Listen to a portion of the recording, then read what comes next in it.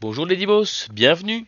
Bienvenue dans cette nouvelle pause dev. On est le 21 juin, on est mardi 21 juin, le premier jour de l'été. Félicitations, bienvenue dans ce nouvel été 2022. Le nouvel été 2022, oui, parce qu'on en a déjà eu un autre. Bienvenue les Boss, bienvenue. Je suis content de vous retrouver mes Boss. Aujourd'hui, en plus, je suis super excité.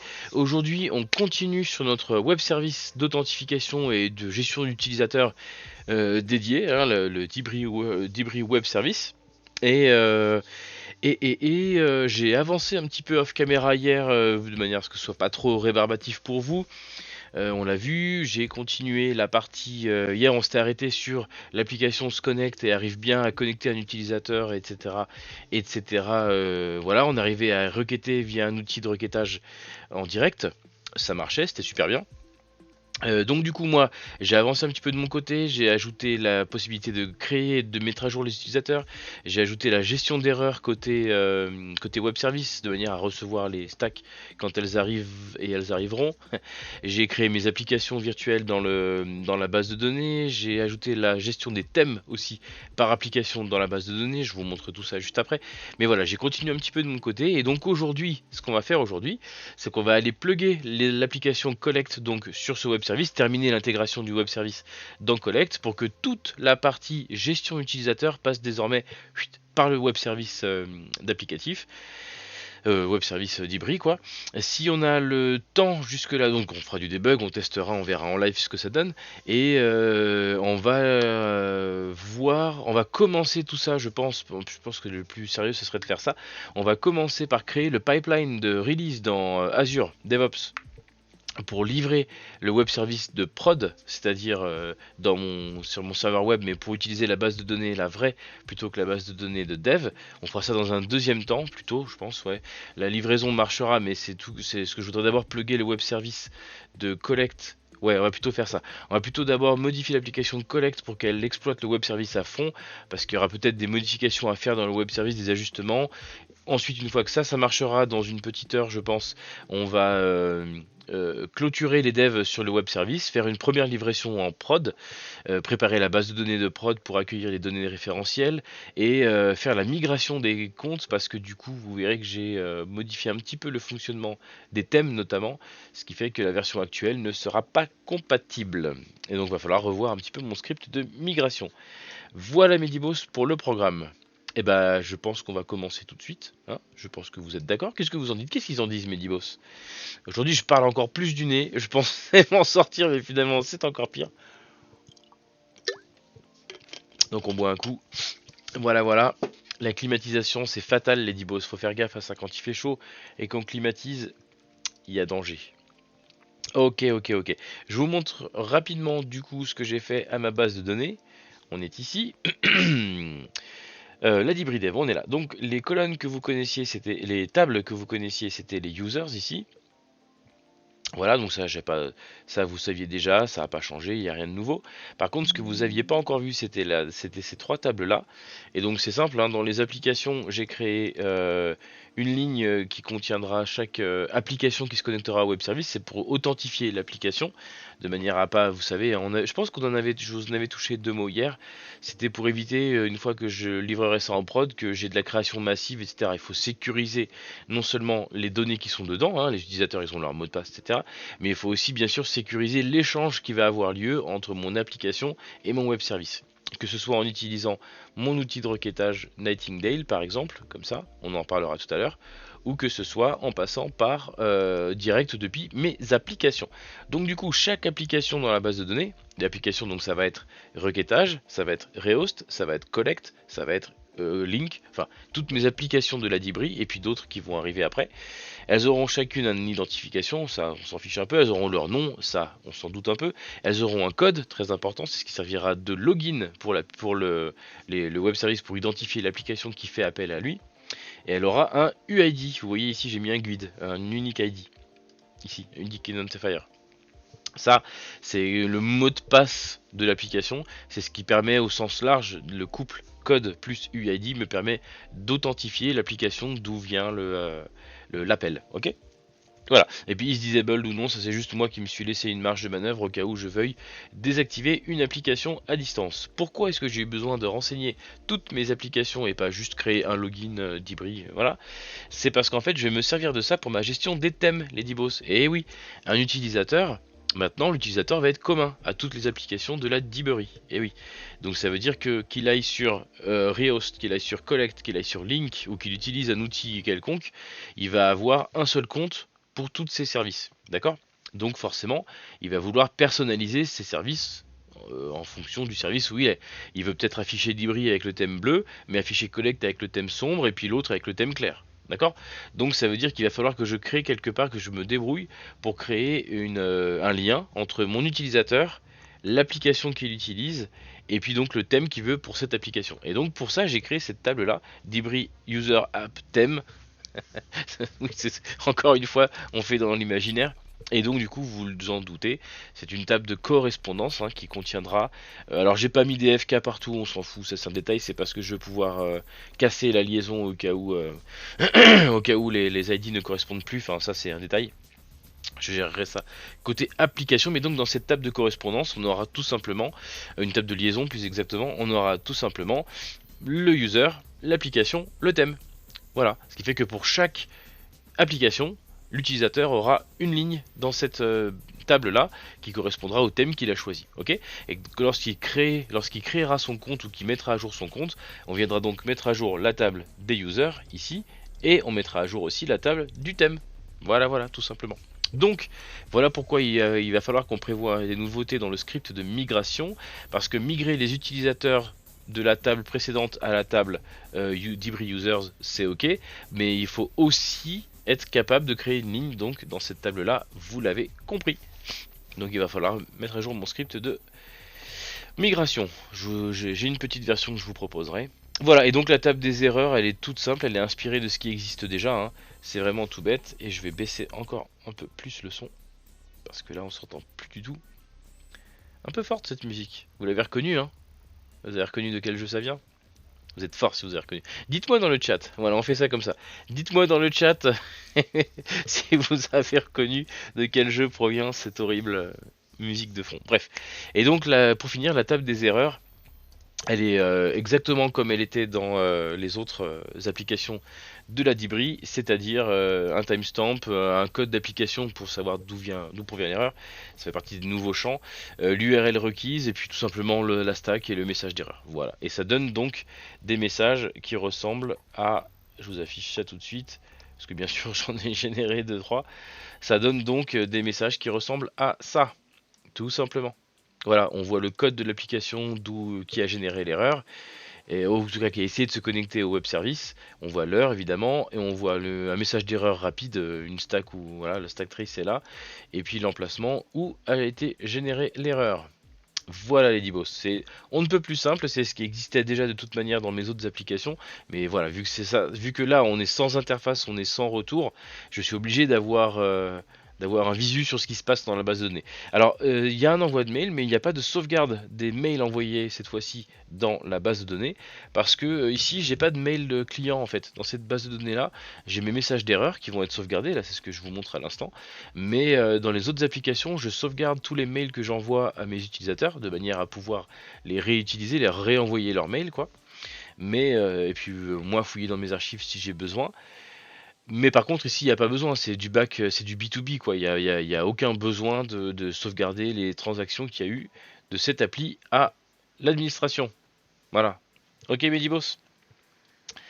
Voilà, donc du coup, que dire de plus si ce n'est donc la seule différence ouais, par rapport à la gestion des erreurs dans mes applications précédentes, comme je peux vous montrer un exemple là, si je vais chercher une erreur de Rehost par exemple, une erreur de Rehost se présentera comme ça. Voilà, on sait que ça provient de Rehost parce on sait qu'on est sur une application web parce qu'on stocke l'adresse IP du client, on stocke le user agent, etc. Et puis donc le message d'erreur et la stack trace. Là ici, j'ai pas besoin de préciser de quelle application ça vient, je sais que c'est Rehost, ok. Alors que si je regarde le message d'erreur que m'a envoyé mon web service, je sais, alors je suis content, je sais que ça vient de mes web services de la Libri, ça c'est cool, mais je sais pas quelle application a provoqué l'erreur. Est-ce que c'est Rehost qui a essayé d'identifier un utilisateur? Est-ce que c'est Postman? C'est le Postman, ça veut dire en gros application de requête quoi. Nightingale, Postman, on s'en fout. Voilà, est-ce que c'est voilà, ok. Donc ça me permet de savoir déjà d'avoir une piste, de savoir quelle application a créé l'erreur, a généré l'erreur. Est-ce que j'ai mal mis à jour mon connecteur à droite, à gauche? Bon, voilà. Ok. Ce que je vous ai pas montré hier, on s'était quitté là-dessus, ça y est, ça me revient. Ce que je vous ai pas montré, c'est comment ajouter à votre application ASP.NET MVC, en l'occurrence, moi, ça sera du Core MVC, ça a sa petite importance. Comment ajouter, comment connecter une application ASP.NET Core MVC à un service comme ça. Ok. Donc la première chose qu'il va falloir faire, vous vous en doutez, au-delà d'ouvrir une autre instance de Visual Studio, la première chose qu'il va falloir faire, vous vous en doutez, c'est de démarrer mon web service. Il faut qu'il fonctionne. Ok. C'est là où je voulais en venir, c'est là où j'hésitais à aller faire une première livraison en prod pour utiliser un web service de prod. Mais le site n'existe pas encore et je sais qu'on va avoir des modifications à faire. Mais enfin voilà. Et donc justement les Dibos, on va devoir partager, on va devoir rigoler ensemble parce que c'était pas si évident que ça de connecter mon application à mon web service. Vous allez voir, vous allez tout comprendre. Je vais vous expliquer ça tout de suite. Je suis désolé, je parle du nez, c'est pas respectueux, c'est pas que je m'en fous, c'est pas que je cours la nuit tout nu sous la pluie, c'est juste que j'abuse un peu de la clim, j'ai toujours chaud, j'abuse de la clim et du coup je me retrouve dans des cas où dans ma cuisine il fait 20 degrés alors que dans mon salon il fait 39 degrés. du coup, du coup mon corps au bout d'un moment il dit arrête tes conneries mec, sois un peu réaliste. Voilà. Alors, donc là, je vous ai ouvert la solution de Collect. Ok, Collect, ça va être le client. Ok, ça va être le client qui va se connecter via des web services à mon web service qu'on est en train de mettre à jour, de mettre en place ensemble. Ok, j'essaie de voir le peu de champ dont je dispose. Ok, donc ça va être mon application, mon web service. Ok, ma patate 1 web service qui va dialoguer avec Collect. Et là, donc la solution que je vous montre à l'écran, c'est Collect. Désolé, je renifle, c'est abusé, mais c'est comme ça. Alors, donc cette application là, il va falloir donc bien sûr la connecter à ma nouvelle, à mon nouveau web service. D'accord? Je l'ai déjà fait, mais je vais vous montrer la procédure à suivre. C'est très simple. Dans votre explorateur de solutions, vous venez sur vos Connected Services. Voilà. Ok. Tic, c'est ce qui est là. Et donc ce qu'on va faire, c'est qu'on va, hop, on va pas le supprimer, on va le, ah si parce que j'aimerais bien vous montrer. Donc ouais, on va le supprimer, c'est pas grave, on va le supprimer. Ouais, je sais, ça compilera plus, c'est pas grave, j'ai déjà commencé à écrire du code. Voilà, je check si ça build. Ça build peut-être parce qu'il m'a peut-être laissé les morceaux de code qu'il a récupéré. Ouais. Ouais, ça build, ok. Donc il m'a laissé des morceaux de code, c'est pas grave du tout. Donc, je disais, vous arrivez ici et vous souhaitez connecter votre application. Attention, une application .NET Core. Ici, c'est du MVC, d'accord, mais votre application web en ASP.NET Core, c'est comme ça qu'on la connectera. La notion est importante parce que c'est pas la même façon de faire si vous êtes en ASP.NET Framework, ok. Donc on y va.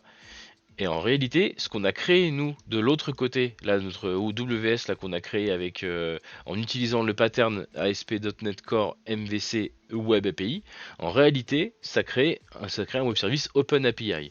Pourquoi? Parce que comme je le disais, le front, il est fait avec Swagger. C'est Swagger qui propose, c'est Swagger qui gère la partie front. Et donc du coup, quand vous avez lancé votre application ou vous vous connectez à votre web service qui est hébergé, peu importe, vous arrivez sur l'index et vous prenez cette URL là, l'URL, le Swagger JSON. Ok, c'est lui qui va, c'est ce fichier là qui va décrire, c'est ce fichier là qui va aller décrire le fonctionnement de votre web service. Ça va expliquer les contrats. Je reviens pas dessus. Si ce terme vous paraît pas très familier, n'hésitez pas à m'en parler, on échangera. Mais voilà, ça va expliquer les data contracts et ça va expliquer donc les objets qu'il va falloir créer côté client. Ok. Et donc du coup tout le protocole à mettre en place pour dialoguer. Ok. Au passage, vous voyez que j'ai tout basculé en post au lieu de faire des get. Je vous expliquerai juste après pourquoi. C'est pas le sujet là tout de suite, mais il y a une raison, une vraie raison, on va y venir, c'est technique, je vous montrerai juste après. Donc j'ai mon localhost, j'ai mon Swagger en localhost là qui fonctionne, donc ça c'est le runtime de mon web service, ok. Tac, perdu. Voilà, hop, copier le lien, boum, j'arrive ici, je le mets ici. L'espace de nom, ah ouais, faut peut-être que je fasse pas trop le con. L'espace de nom, je l'avais donné comme ça, je crois. Indiquer le nom de la classe pour le code généré. Allez, essayons. Essayons comme ça. Je crois que je l'avais déjà fait. Voilà, et donc vous voyez qu'il se passe des choses. Il a été dialogué avec l'instance web qui est en train de tourner à l'adresse précisée ici. Ok. Alors attention, subtilité les gars, c'est pas parce que vous le faites, vous créez votre modèle, comme là, vous créez la référence de service. Voilà. C'est pas parce que vous la créez à partir d'un environnement local, d'un environnement de dev local, que vous êtes obligé de faire vos appels à un service web qui tourne en local. Différence subtile. Pourquoi? Parce que c'est quand vous créerez, vous instancierez vos appels vers ce web service, vous lui passerez en paramètre une URL vers un point d'accès à votre web service. D'accord? Alors là, en fait, là, ce que je viens de faire, ça sert uniquement à créer l'image en local de ce qui m'attend côté web service. Donc il sait qu'il va devoir manipuler des objets d'hybride, des objets app data, des objets trucs, des objets machin. Ok? Mais à aucun moment je lui dis que l'URL à laquelle le web service sera de manière éternelle est localhost. Ok. Tout ça pour vous dire que c'est pas comment expliquer. Tout ça pour vous dire que vous n'êtes pas obligé de créer votre web service et de le livrer fonctionnel en production avant de faire cette étape-là. D'accord? Là, je suis en train de le faire depuis un environnement de dev, mais vous verrez que dans mes appels à mon web service, je lui précise l'URL du point de terminaison réel de mon point de service, de mon service web, qui peut très bien être un localhost quelque chose ou un www.machin truc. Ok? On y reviendra un peu plus tard. Donc voilà, j'ai terminé, ça c'est fait, il l'a rajouté au projet, ok? Voilà, Swagger 2 parce qu'il existait déjà des 0 et 1, bon, c'est pas bien grave. C'était mes tests précédents. Ok, il l'a ajouté, ça a fonctionné. Ok, on enregistre ouais, le projet. Et donc là où on est bien content, c'est que il m'a créé, vous avez vu dans la solution, il a créé des choses. Il a créé des choses. Alors c'est du JSON, hein, il sait le désérialiser et faire ce qu'il faut faire avec. Ouais, bon moi écoutez, ça m'a créé un gros fichier JSON. Et ce fichier JSON à la compilation, il arrive à en déterminer des... alors je sais pas où exactement, c'est vrai que ça pourrait être intéressant de trouver. Bon, toujours est-il que du coup, pour pouvoir, je vous avais montré dans la version que je vous ai montré hier, c'était au niveau du contrôleur MVC que je faisais en direct mes appels à mon, ici là j'avais créé une méthode privée, je faisais directement appel à mon web service. J'ai délocalisé un petit peu ça quand même, j'ai créé un service ici qui s'appelle Debris User Service. Ça pourrait s'appeler autrement, on pourrait l'appeler Debris WS Service. Voilà, c'est pas bien grave. Toujours est-il que c'est là que je vais faire appel non pas directement à la base de données, comme c'était le cas jusque maintenant. Voilà. Je vais pas faire des appels en direct à ma base de données, je vais plutôt passer par mon web service. D'accord? Et donc pour passer par mon web service, c'est là où je vais quand même pas mal galérer. Il y a plein de façons différentes de faire, mais en fin de compte, elles reconvergent à peu près toutes vers la même solution technique. Et donc, après avoir fait quelques recherches, c'est cette solution-là que je vous propose. On va passer par la classe HTTP Client native à mon framework. Ok. On va créer un premier dictionnaire qui contiendra le login et le mot de passe Alors là, en l'occurrence, oui, ok, pourquoi? C'est parce que j'essaye d'appeler getUser. D'accord. Ouais, voilà, je vais plutôt y aller par étapes. Le... Ok, la façon de faire... euh, Comment on peut faire ça? On peut le faire... ouais, on va le dire ça comme ça. Ok. Je vais vouloir me connecter ça s'est appelé où? C'est appelé dans le login, je crois. User controller. Ouais. Index. Ok, ça c'est quand je suis... Ah oui, c'est pour afficher mon panneau. Non, c'est pas ça que je veux. Moi, ce que je voudrais, c'est me connecter à Home Controller. User controller. Je voudrais me login moi. On va essayer de brancher le login à ce qu'il faut. Ok, bah c'est un get user qu'on fait appel. Ok, je suis désolé. Hop.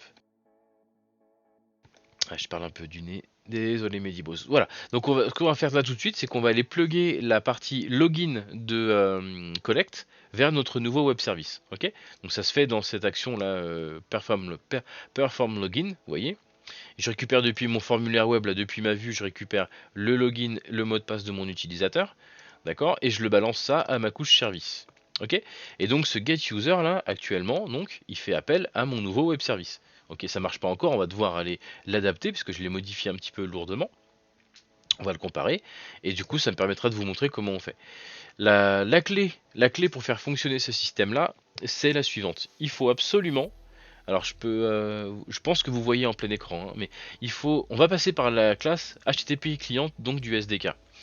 Ce HTTP client du SDK, c'est un objet, hein, c'est un objet qui va créer une requête HTTP à travers la pile TCP, la carte réseau, etc., etc. Ok.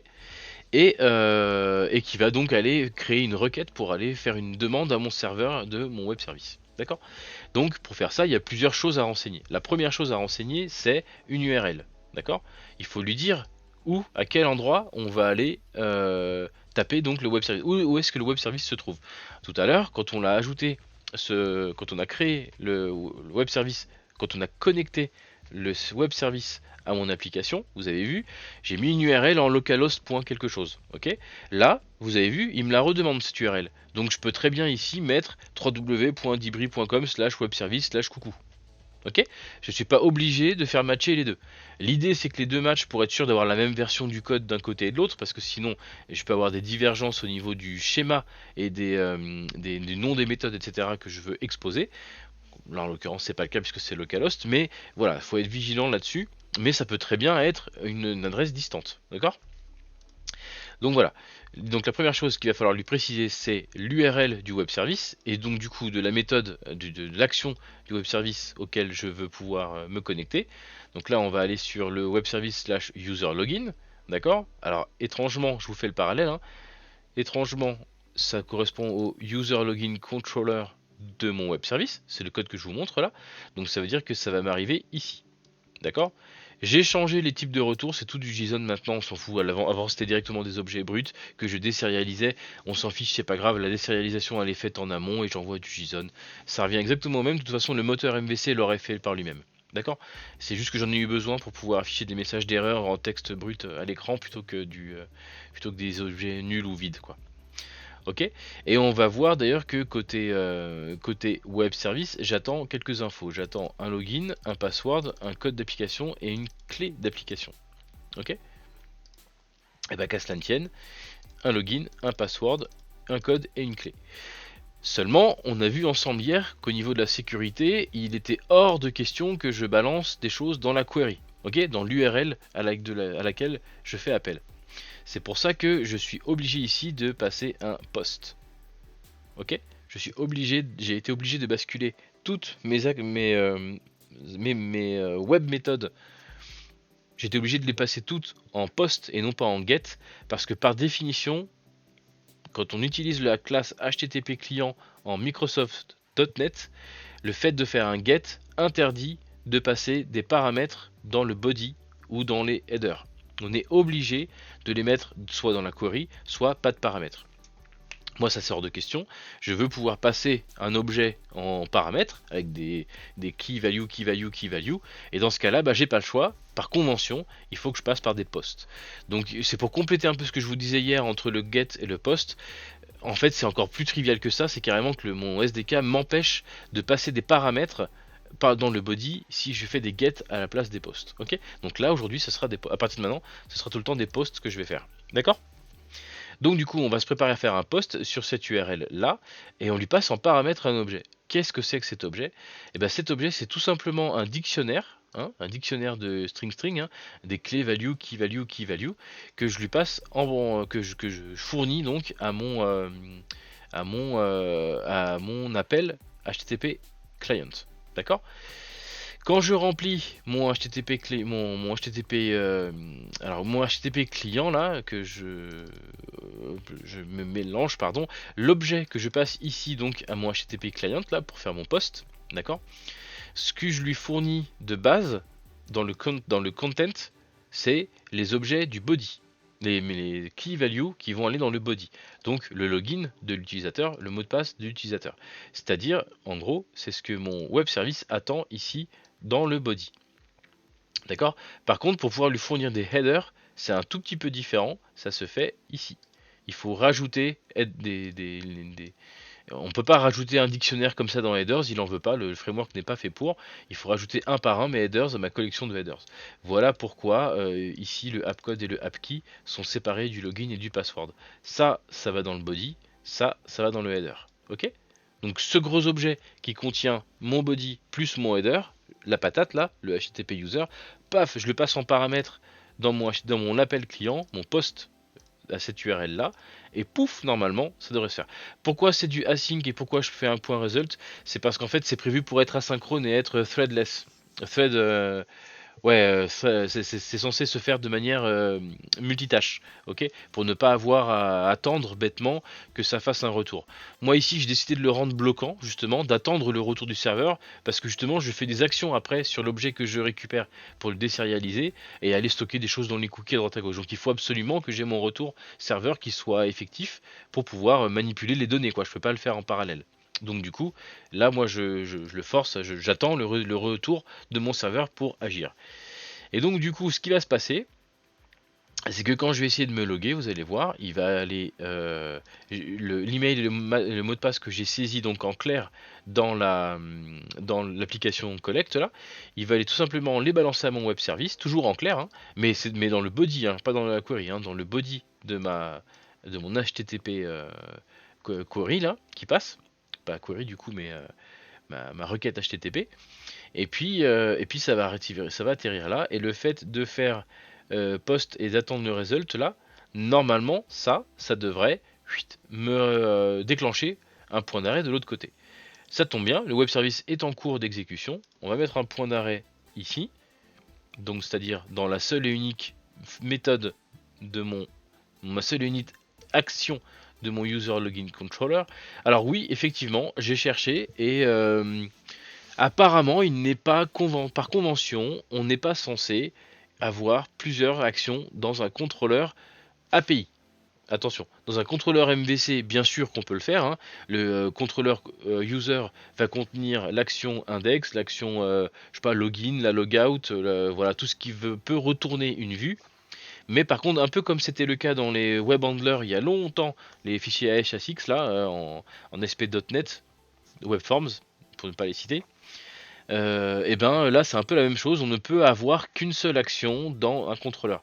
Parce qu'en réalité ce qui se passe c'est que ce qu'on appelle depuis le client, c'est ce qu'on l'appel, l'URL pointe vers un contrôleur et non pas l'action du contrôleur. Donc par définition, on prend la première action de ce contrôleur et c'est celle-là qui gérera l'appel. Alors pourquoi du coup s'emmerder avec des noms de route et des noms d'actions? Je sais pas. Là, si celle-là, je l'appelle Tartampion, QQ, Caca, Titi, Toto. De toute façon, c'est ce code-là qui sera exécuté à l'appel puisque c'est la seule action de mon contrôleur. Je sais pas encore pourquoi. J'ai pas eu de réponse officielle. J'ai demandé, j'ai contacté. Bon, écoutez, on verra bien. Du coup, moi, ce que je vous propose, bah, c'est d'éclater ça dans tous mes contrôleurs différents. Tant pis, c'est pas bien grave, hein. C'est un peu rébarbatif, mais bon. Et donc du coup, bah, on va essayer tout de suite, hein, on va essayer de se loguer à Collect, hein, en utilisant bah, notre nouveau web service qui tourne donc à cette URL là. Je vérifie quand même que c'est la bonne URL. Hop, on est bien sur localhost sur le port 7023, d'accord, web, et c'est bien user login, l'action qu'on cherche. Ok? Et bah allez, c'est parti, essayons ça.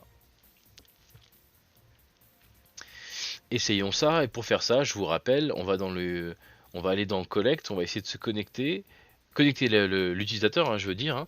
On va faire login, on va passer par là, il va nous afficher la vue, on va aller par ici, il va appeler le get user, et si c'est bon, ensuite il fait sa tambouille avec ses cookies et ses machins et ses trucs. Ok? Dans le do login ici, il y a encore des choses qui sont faites avec la base de données en direct, hein.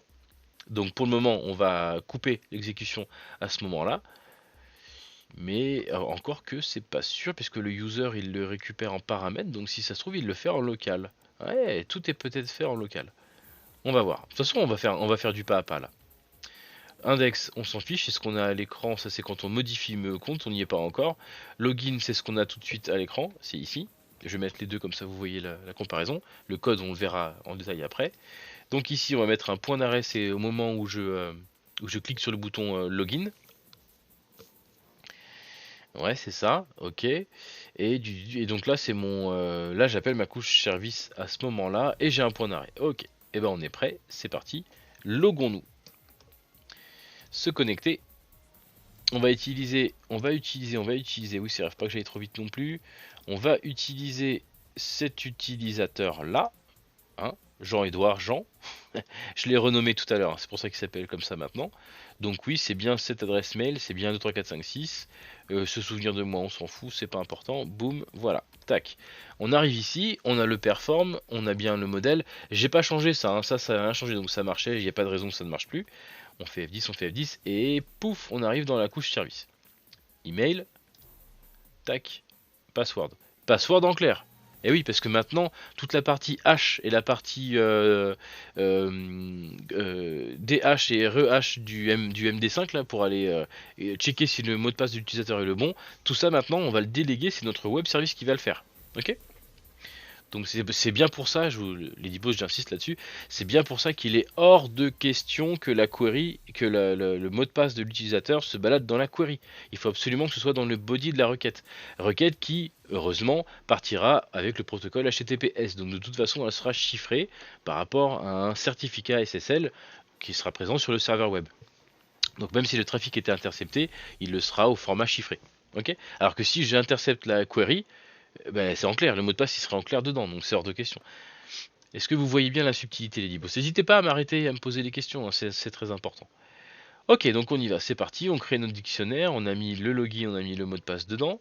Ok, on a URL encodé ça parce que là-dedans il y a une arrobase. Ok, dans l'app code, je fais exprès de mettre des valeurs à la con, hein, vous avez vu. Dans le app code, j'ai mis coucou et dans le app key, j'ai mis un guide aléatoire. D'accord? Mon objet, il est là, on peut aller le voir. On peut aller le voir, hein, il contient 2 headers ici et il contient des objets dedans. Donc si je relâche maintenant, normalement, boum, je trigger le point d'arrêt de l'autre côté dans le web service. Et qu'est-ce qu'on a reçu, hein? Dites-moi donc, qu'est-ce qu'on a reçu? On a reçu un login, on a reçu un mot de passe, on a reçu un app code et on a reçu un guide à la con. Pas mal, hein? Sauf que bien sûr, entre temps, j'ai mis en place ma sécurité et je vais me rendre compte que il n'y a aucun utilisateur qui s'appelle. Enfin, il n'y a aucune application autorisée à la Dibri dont le code est coucou et le key est ce guide là. Donc, pouf, message d'erreur. Ok. Donc là, lui de l'autre côté. Alors, j'ai été un peu vite, pardon. Donc là, message d'erreur côté web service. D'accord. Message d'erreur throw exception. Donc si ça throw une exception, le statut de la requête, de la réponse n'est pas en 200 mais en 400. C'est une bad request. Donc du coup ici, il devrait s'assurer que le statut est correct, mais ce n'est pas le cas. F10, pan, là il a une erreur 400. Donc du coup, paf, erreur 400. Ok. Alors, on va catcher un peu plus proprement, hein. Ici, à ce moment-là, on va entourer ça dans un try-catch. Là, je parle de collect, hein. On va entourer ça dans un try-catch et on va lui dire que si jamais le code de retour n'est pas un 200, dans ce cas-là, bah, tu mets pas un message d'erreur, une stack à l'écran, bien sûr. Tu mettras un message impossible d'authentifier l'application, etc., etc. Ok les dibos, mais en tout cas ça fonctionne. Jusque là ça fonctionne. Donc là ce qu'on va faire, c'est qu'on va écrire pour le moment. On va faire quelque chose qu'après on va encore améliorer, mais pour le moment moi j'aimerais bien essayer de me loguer. Donc ce coucou et ce guide bidon, on va les remplacer par les valeurs attendues actuellement sur le serveur de dev. D'accord?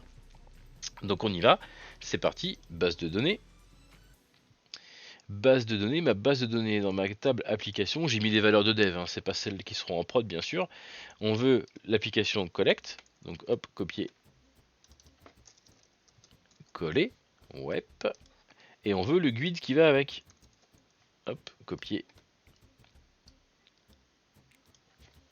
tic, coller. Ah oui, c'est vrai que là c'est une chaîne de caractères. Ah oui, pardon, c'est pas. Oui. On va plutôt faire comme ça. Boum. Voilà. Et là, c'est chaîne de caractères. Est-ce qu'il va comprendre que c'est un guide? Je pense que oui. On va l'envoyer comme ça, on va bien voir. Et normalement, vous allez voir qu'on devrait passer à l'étape suivante. Entre temps, bien sûr, j'ai reçu le message d'erreur qui me dit coucou, accès non autorisé, impossible d'identifier. Voilà. Le code d'application, c'est coucou parce que c'est celui que j'avais mis dans la chaîne de caractères. Et accès non autorisé, impossible, etc., etc. Ok? C'est pour vous faire un peu le parallèle. Ok, on a compilé bien évidemment, Medibos, vous vous en doutez, ça et ça ira tout droit dans le fichier de config de mon application, avec une variable de configuration, quoi. On va pas le laisser en clair évidemment dans le code comme ça, parce que si jamais ça doit changer, il faut que ça se change dans la config de l'application. Ok, c'est juste pour vous montrer hein, que je vous fais ça là. Bah, c'est parti, on va réessayer, voir si on peut aller un peu plus loin cette fois. Puis après on modifiera ici le code qui est affiché là, pour faire un try catch et pour remonter l'information comme quoi le status code il est pas à 200 mais il est à 400. Je pense que normalement je devrais pouvoir m'affranchir de ça. On va voir. Ok. Alors c'est moi qui ai choisi, oui c'est vrai que je vous l'ai pas dit, Edibos. En faisant ce fonctionnement là, c'est moi qui ai choisi que mon web service il retourne un HTTP 200 dans le cadre d'une réussite ou un HTTP 400 en cas d'échec. Ça, c'est quelque chose sur lequel vous avez totalement la main. Moi, c'est par convention, c'est comme ça qu'on fait, donc c'est comme ça que je l'ai fait. Mais je pourrais très bien retourner des 200 tout le temps, tout le temps, tout le temps, mais avec un code d'erreur différent. Et c'est côté application que je dois gérer ce code d'erreur. D'accord? Donc là, on va devoir gérer qu'on reçoit une 400, en l'occurrence. L'utilisateur n'a pas forcément besoin de savoir le message d'erreur. Quand je dis utilisateur, là, c'est l'application d'ailleurs. Bref, il s'est lancé, donc on va se connecter. Boum, identifié. Je vais un peu plus vite cette fois-ci. L'appel, il est là. On construit ça, on rajoute les headers, on fait l'appel, boum, on déclenche côté web service. Cette fois-ci, le app code c'est bien collect, le app key c'est bien un GUID. Voilà, on passe l'autorisation, ok. Login, password, ils sont pas vides, donc on arrive à authentifier l'utilisateur. On déclenche le get user, on obtient quelque chose, hein, il y a des valeurs dedans là, ok. Donc il n'y a pas de problème ici, pour lui c'est ok, on retournera donc une 200. On revient dans le collect, le 200 ça passe, on va essayer de désérialiser le contenu, voilà, là, le contenu au format JSON, vous voyez, pouf, là je désérialise, et du coup je rends à l'application le user, ok. Et du coup bah, il ira dans la partie suivante du login, c'est-à-dire il prend le user, j'ai pas mis remember me mais c'est pas bien grave.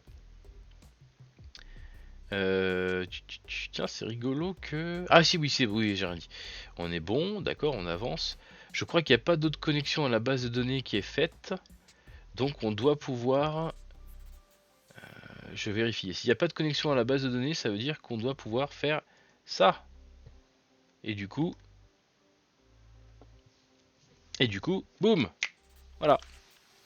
Jean-Edouard Jean est connecté, ok, en utilisant le web service Rehost. Pardon, le web service de la Dibri. Voilà. Il a pu du tout fait lui-même d'appel à la base de données de la Dibri et du coup de la sienne, hein, ses propres utilisateurs à lui, il ne s'en sert pas et il n'a pas fait d'appel à la nouvelle base de données. On pourra à terme bien sûr déconnecter cette base de données de cette application, c'est le but, hein, c'est ce qu'on cherche à faire et du coup il est connecté.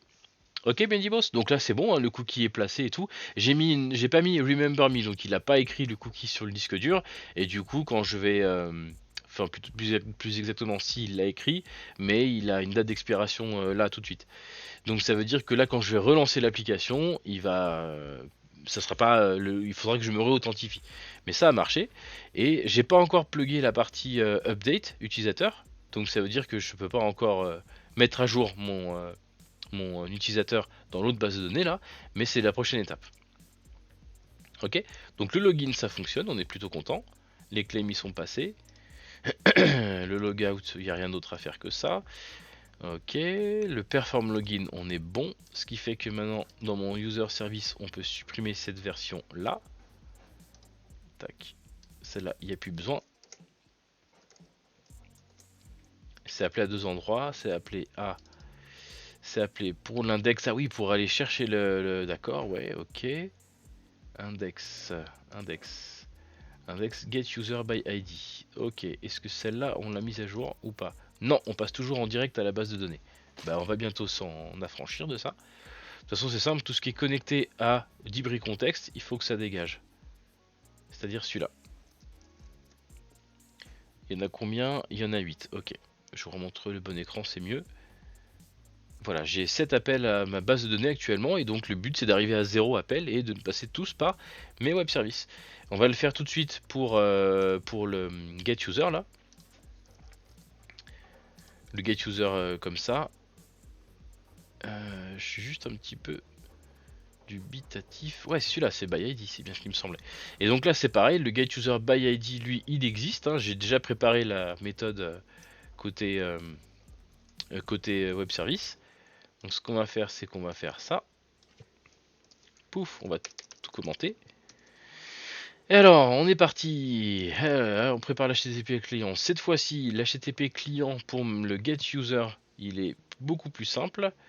On revient ici. Qu'est-ce qu'il attend? C'est dans l'autre. Ici, il est là. User. Voilà, get user, elle est là. On va lui mettre un point d'arrêt puisqu'on va la solliciter. Elle attend juste un ID user, un appcode et un appkey. Ok? Et bah, qu'à cela ne tienne, c'est parti.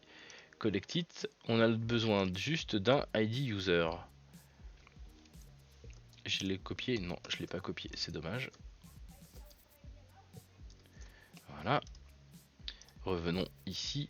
Tac, il attend un ID user. Boum, voilà. Ça, il n'y a pas besoin. Ok. L'ID user, on lui passe en paramètre. A priori, si on est là, c'est qu'on est connecté. Hein. Ouais, alors évidemment, ce sera un string. Puisque c'est un dictionnaire de string. Ok. Ok, je lui repasse le collect, le machin. Je fais un post cette fois-ci, pas sur user by login, mais sur user tout court. Je crois que je l'ai appelé comme ça. On va retourner voir, hein, c'est dans l'autre. Ici, c'est le nom du contrôleur, de toute façon. Voilà, ça, donc c'est user. Ok. Donc cette fois-ci, c'est pas user login, là, c'est user. Voilà. Pareil, hein, bien sûr, vous vous en doutez, Medibos, les URL, elles seront aussi dans un fichier de configuration de l'application. Avec une différenciation si on est en prod et si on est en dev. Là, c'est écrit en dur pour vous montrer, quoi. Ok, donc là, on est bon. Là, on récupère ça. Et en sortie, c'est un user qu'on récupère. Donc, a priori, ça plug. Je vais faire exprès de supprimer ça. Et si ça marche là, et ben c'est tout simplement, ça veut dire que cet appel là, on l'a déconnecté de la base de données en direct, on l'a connecté sur le web service.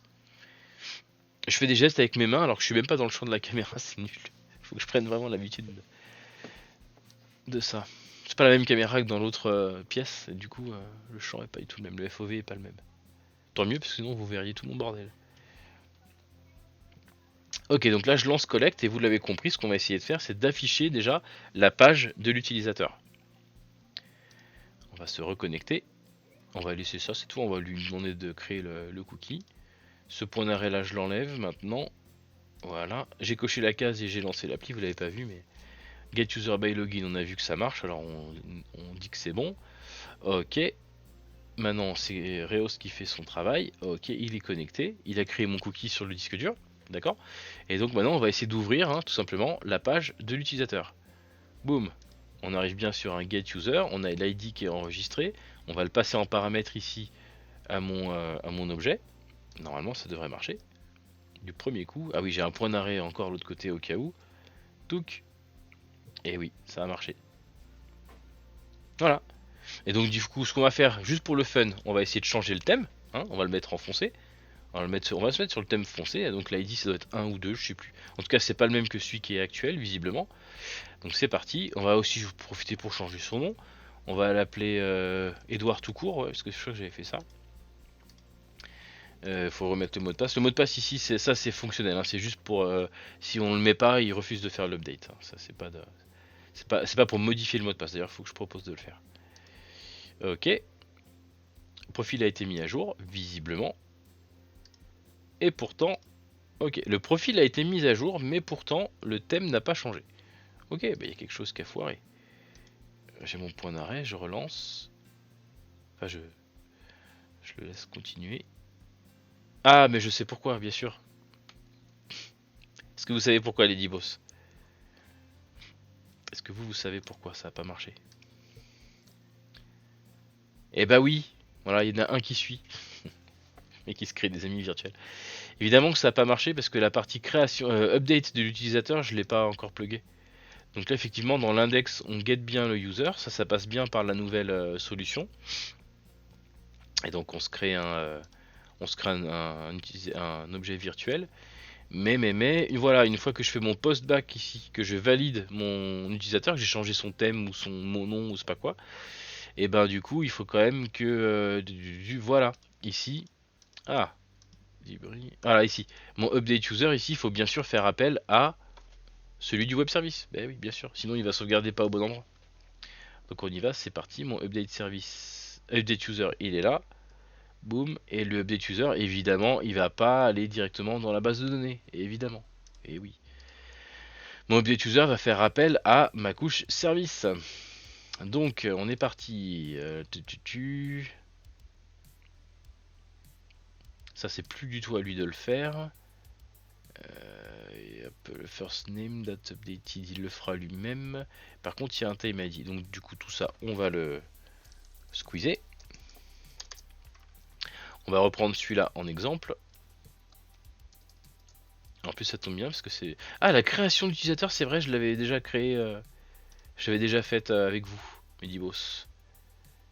Ok, ça c'est intéressant. La création d'utilisateur, je l'avais déjà prévu, mais pas avec l'autre code. Bon, bah du coup, on va se resservir de cet appel-là hein, pour préparer ça. Alors, le int, ça, il n'y en aura plus besoin parce que c'est le JSON deserializer qui va me retourner le int qui provient du web service. Donc, on y va. HTTP client machin. Update user. Donc, cette fois-ci, l'update user, de quoi il a besoin à votre avis? De quoi il a besoin? Oh, j'avais des points d'arrêt ici. Mon update user, on a dit qu'on est donc dans un autre service, on est dans un contrôleur différent, on est dans le user update, évidemment. Et là, il y a besoin de pas mal de choses. Hein. Il y a besoin du thème. Je vais prendre tout ça, je vais les copier-coller de l'autre côté pour m'en rappeler. On est ici.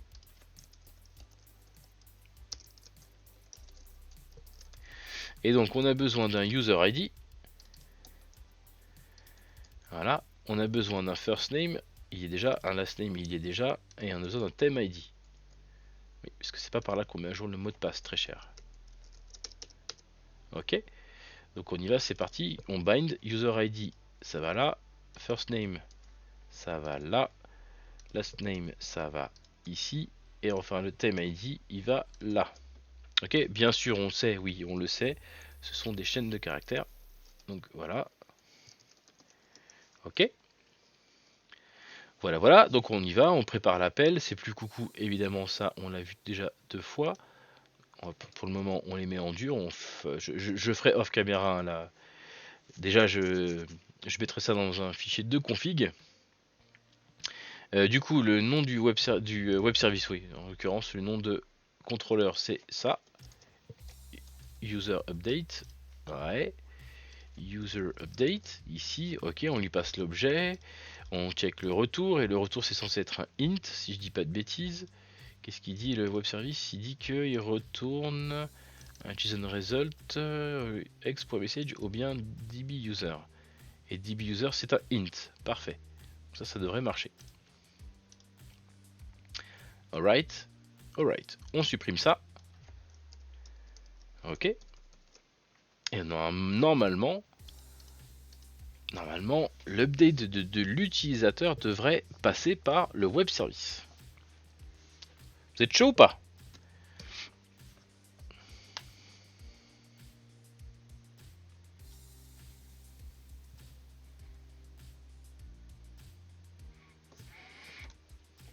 Allez mon petit gars.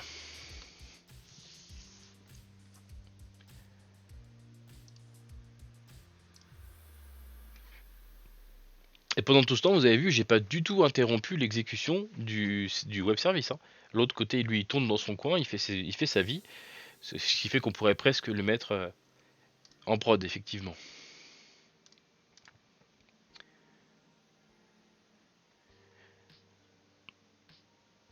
Ok, ça je j'ai pas fait de point d'arrêt parce qu'on a déjà vu. Par contre, là, ça devient intéressant. Ça, le get user, on sait que c'est bon. J'ai un point d'arrêt de l'autre côté, mais vous l'avez déjà vu, je vais pas vous le... Je sais pas, je vais vous l'épargner à chaque fois. Voilà, donc on arrive là. On retape le mot de passe. Et il l'a sauvegardé quand même, hein, regardez, puisque du coup, il a changé le nom. On va l'appeler Jean-Jean. Et donc on est parti. Boum, le update user, il est bien là. Le first name c'est Edouard, c'est Jean-Jean, c'est 2. Ok. on prépare l'objet, le machin, le truc, on fait l'appel, boum, apparemment ça s'est bien passé, la réponse il en est content, tic, on déconnecte l'utilisateur et on le reconnecte et on est bien passé sur le thème foncé. Voilà, donc la gestion des thèmes fonctionne. La gestion des thèmes fonctionne et l'update de l'utilisateur fonctionne. Alors oui, je sais pas pourquoi mon navigateur me dit que mon login c'est Jean-Jean alors que c'est pas c'est le name, c'est le last name. Jean-Jean c'est son last name, c'est pas son login. J'ai dû me foirer dans mes inputs, on s'en fout, de toute façon c'est propre au navigateur. Toujours, ce qui m'intéresse moi c'est que là ça ait bien fonctionné. Je vais essayer, on va le changer encore une autre fois. On va le faire sans point d'arrêt cette fois. Voilà, boum, vous restez bien sur l'écran de gauche. Voilà, ça a été mis à jour. Il revient là. Et boum, il est bien basculé sur le thème bleu. Voilà, donc ça c'est important. Alors la différence par rapport à hier est quand même notable. Parce que du coup, vous avez vu qu'ici, il est passé par, je vous l'ai montré déjà tout à l'heure, pour pouvoir vous afficher collect en bleu, ça veut dire qu'il a mis à jour la ligne dans cette table-là. Ok. Boum.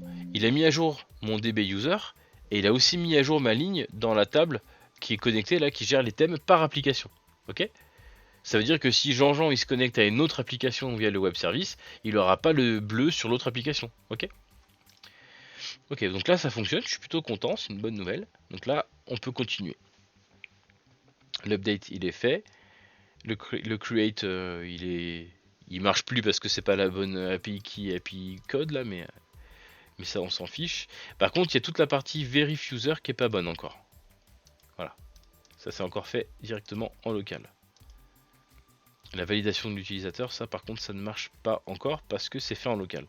Et là où ça va être rigolo, ça c'est que on va arriver sur un truc hybride parce que la validation de l'utilisateur, elle veut dire que ça veut dire que c'est quand l'utilisateur doit cliquer sur un lien dans son mail pour aller valider son adresse mail. Et là où ça va être rigolo, pardon c'est pas le bon écran, là où ça va être rigolo, comme vous pouvez le constater, c'est qu'il y a deux requêtes qui sont faites ici. Il y a deux requêtes sur deux bases de données différentes. La partie utilisateur, effectivement, ça va être géré par le web service. Mais par contre, la partie métier, la partie envoi de mail, ça c'est mon application qui le gère. Et oui, le mec, s'il crée son compte sur Collect, il veut pas que ce soit Rehost ou Link ou quoi que ce soit d'autre qui lui envoie son mail. Il faut bien que ce soit Collect. Donc ça veut dire qu'il va falloir le faire en deux fois. Mais donc ça, je le ferai off caméra. Je le ferai moi de mon côté pour voir ce qui est le mieux ou peut-être déléguer ça aussi au web service. On va voir. Pareil pour la partie mail verif. Bah ça, mail verif, ça peut être que en local. Ça peut être le web service, mais bon. Rect user. Ouais, ça pourrait passer par get user en fait. Ah non, parce que je le fais par ID, c'est ça. Rect user, ouais, ID user. Bon, peu importe. Ok les petits dibos. Donc là, pour résumer, hein, après on avancera pour résumer, on vient de transférer toute la partie gestion des utilisateurs de l'application de Collect, hein, donc en passant par son user service là, on a basculé ça de direct en base de données à un web service, Open API là, machin, web API qui tourne et qu'on a développé aussi en amont. Ok, on est content. Moi, franchement, je suis content. C'est bien, ça marche, c'est cool. Donc ça c'est fait, et du coup, la partie, hop, on revient ici. Ça c'était le login, le perform login, ça marche. Le logout, on a vu qu'il n'y a rien, c'est juste de la destruction de cookies. Le register maintenant, le register create, ça on a vu que ça marchait. Par contre, la partie mail service, ouais, ça c'est toujours dans l'application locale. Ça, j'ai dit que je le ferai moi. Et pareil pour la validation du mail. Ah, le valider user, celui-là il est prêt, normalement je l'ai créé de l'autre côté. Parce qu'il faut valider l'utilisateur de l'application, mais aussi au global. Ok les dibos. Bon, bah c'est pas mal. Alors, côté application, on va s'arrêter là pour Collect. Ok. Les 2-3 petits appels qui restent, qui sont faits en direct dans la base de données Ladibri, je les débrancherai moi en off caméra et je les basculerai sur le service. Pourquoi? Parce que il faut que je réfléchisse 30 secondes. Hein. Il y a la partie donc l'envoi de mail de vérification, il y a la partie vérification de l'utilisateur, il y a la partie check mot de passe, etc. Il y a la partie modification du mot de passe aussi qu'il va falloir prévoir. Donc tout ça, je vais le faire moi off caméra parce que c'est un peu touchy et puis c'est rébarbatif. Et ce qui vous intéresse, vous, c'est de vérifier que l'application, c'est de savoir donc que l'application, elle va bien basculer tous ces appels en direct à web service. Et du coup, que je puisse après retirer ce DB contexte là, cette connexion de base de données à mon application. Ok les divos, donc ça veut dire que la prochaine étape maintenant, ça va être, si je dis pas de bêtises, la prochaine étape, on va couper ça. Voilà. La prochaine étape, ce serait au niveau de mon application. J'ai coupé exprès, hein, c'est normal, c'est voulu. Au niveau de l'application, dans la prochaine étape, ça va être que Collect, quand il récupère une erreur depuis le web service, qu'il l'affiche sexy à l'écran, quoi, qu'il comprenne qu'il y a une erreur et qu'il redirige vers une page d'erreur, et non pas qu'il mette une stack à l'écran qui n'a pas de sens, quoi. Ok. Et on va la reprovoquer, cette erreur, vous le rappelez, on l'a eu tout à l'heure. On l'a eu tout à l'heure quand j'ai essayé de me loguer et qu'il trouvait pas l'utilisateur, et donc on va la provoquer. Hein. J'essaie de me connecter avec un compte qui n'existe pas, par exemple. Et vous allez voir que je vais avoir une stack à l'écran dans Collect. Et c'est pas ça qu'on veut, bien sûr, nous c'est un message qui dit impossible de s'authentifier. Donc ça veut dire qu'on va juste devoir adapter un tout petit peu Collect pour gérer l'erreur que me retourne le service. Si je me fais me connecter ici et que je fais comme ça, voilà, on s'en fout. Ok. Voilà, là vous savez ce qui se passe, il va m'authentifier, le web service il dit non non non, le retour du coup tarde, voilà, pouf, message d'erreur. Là je suis arrivé dans le web service, vous voyez pas parce que c'est sur l'autre écran, et j'ai eu donc un retour en bad request. Ok. Voilà, il y a une erreur qui a sauté ici dans Collect. Là, je suis revenu dans Collect, hein, ok. J'ai fait mon get user, voilà. J'ai appelé mon user login. Mon user login, il me dit que c'est pas bon parce que c'est lui, il le sait pas, mais c'est parce que le nom de l'utilisateur n'est pas le bon. Du coup, bad request. Et du coup, si je lâche ça comme ça, l'utilisateur, pan, il aura une stack. Bien sûr, c'est pas ça qu'on veut. Nous, ce qu'on veut, c'est un message d'erreur géré par l'application. D'accord? Donc, on va regarder ça. Je pense que la bonne solution dans ce cas-là, tiens, voyons voir. Revenons ici. Reprovoquons, tiens. Reprovoquons ça. Voilà. Une fois que j'arrive ici, moi, ce qui m'intéresserait, c'est de voir. Oui, donc il le désérialise même pas. C'est logique. Il pourra pas, de toute façon. Et ça throw une exception. Ok. Et ben, response. Est-ce que ma response, elle porte un status? Status code bad request. Ok, ça c'est bien. Ça c'est pas mal. Est-ce que le header comporte le numéro du statut? Moi ça me plairait bien. Non, même pas. Ah ouais, is success status code. Ok, donc ça je dois pouvoir discriminer là-dessus. Je suppose que si c'est un code de 100, c'est que c'est bon. On va essayer tout de suite. Normalement il fait la stack. Ok. D'accord, alors qu'est-ce qui se passe maintenant si je me log et que ça marche? Normalement, quand j'arrive ici, mon response, il doit avoir is status code success true. D'accord. Donc c'est à dire que je peux me mettre un if là-dessus, tout simplement, sans aller à ensure ici qui va me loguer, qui va me sauter une erreur. D'accord. Je dois pouvoir checker ici ma response là. Var response au moment où il l'a fait. Si elle est pas nulle et que le status code il est, enfin c'est pas le status code du coup c'est le, voilà ça là. Is success status code est à true. Dans ce cas-là, il fait quelque chose, sinon il envoie vers un message d'erreur. D'accord? Enfin, un message d'erreur, pas un message d'erreur plutôt, mais il renvoie nul ici, parce que je crois que dans mon contrôleur ici, au moment du perform login, c'est comme ça que je fais. Il dit que il dit que si user est différent nul, il fait des choses, sinon, hop, et voilà, et puis il return là. Sinon, il affiche un message d'erreur et me renvoie à login. Donc ce qu'il faut, ce qui m'intéresse moi, c'est de retourner un user nul. Ok, donc on y va, c'est parti. Ça, on n'en a plus besoin. On va faire if response égale nul ou bien response.is success code false quoi, voilà. Ok, dans ce cas là on est d'accord qu'il y a une erreur. Dans ce cas là on fait return nul, très bien, ça me va.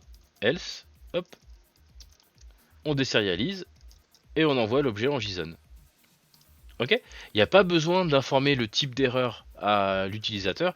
L'utilisateur n'a pas besoin, l'application Collect n'a pas besoin de savoir que c'est une erreur 400 parce que le serveur à ce moment-là, il a décidé de passer en local letton et que du coup l'alphabet. Non, non, ça il s'en fout. Tout ce qu'il veut savoir, c'est qu'il n'a pas réussi à le loguer, point barre. Dans ce cas, il retourne nul et bibisou. Normalement, ça devrait suffire. Essayons. Du coup, là, je vais avoir le même problème pour celui-là, le by ID ici. On va le prévoir tout de suite. Tic, tic, tic. Boum. Voilà. S'il est différent de nul, il read le résultat et il le cast en debris user. Pour moi, on est bon.